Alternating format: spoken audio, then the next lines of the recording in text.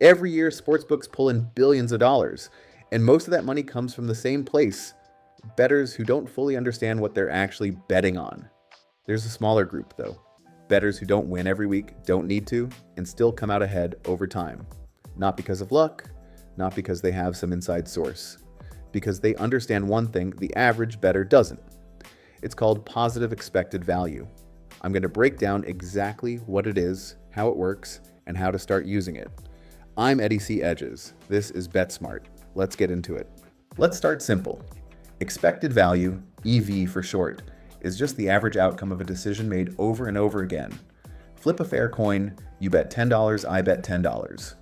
Over thousands of flips, neither of us wins or loses much. That's zero EV, perfectly neutral. Now change the terms slightly. Every time you win, I pay you $12.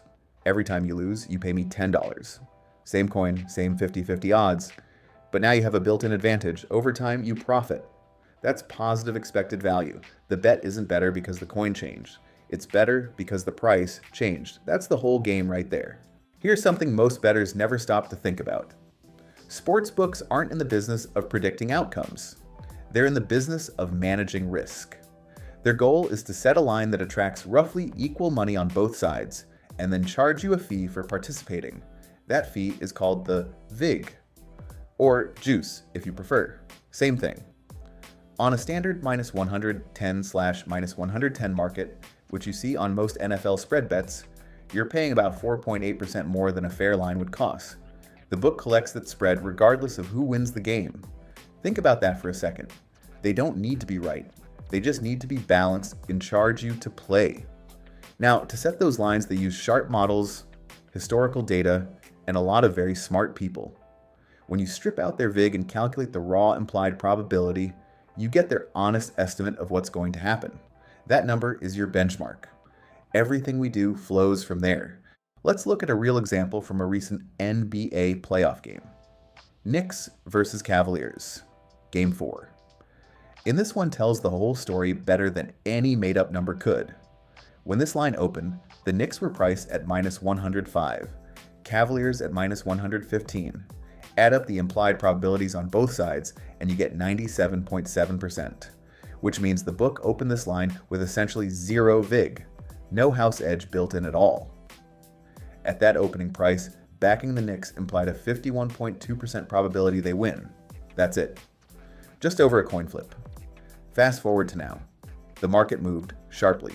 The Knicks are currently sitting at minus 135 across most books. The true no VIG probability based on the consensus, 55.8%, which converts back to a fair price of minus 126. Here's what that means in plain terms. The opening line said the Knicks had a 51.2% chance to win. The market, after absorbing every sharp bet and every piece of information available, is now saying the true probability is 55.8%. Someone who bet the Knicks at minus 105 when the line opened was getting 55.8% true probability at a price that only implied 51.2%. That gap, 4.6%, is the edge. That's a plus EV bet. You weren't predicting the game. You were recognizing that the opening price was wrong relative to where the market was going to go. And the math rewarded you for it. There's a specific term for this, CLV. Consistently getting a better price than where the line eventually closes is called closing line value.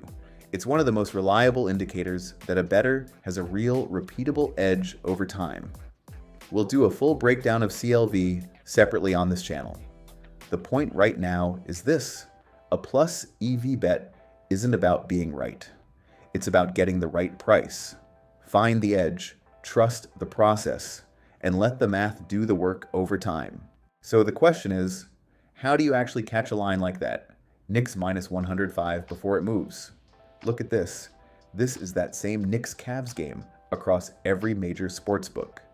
Same game, same night, and look at the prices. Every book has the Knicks between minus 135 and minus 142, but this column right here, that's the opening price, minus 105. That's where the edge was before the market corrected. This is why using one sportsbook is costing you money. If you only had an account at a book that opened the Knicks at minus 140, You never would have seen minus 105.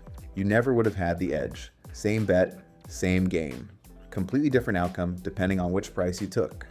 The simplest version of this is line shopping. Before any bet, check 3 or 4 books and take the best available number. It takes 30 seconds, and it's the single easiest way to improve your results without changing anything else about how you bet.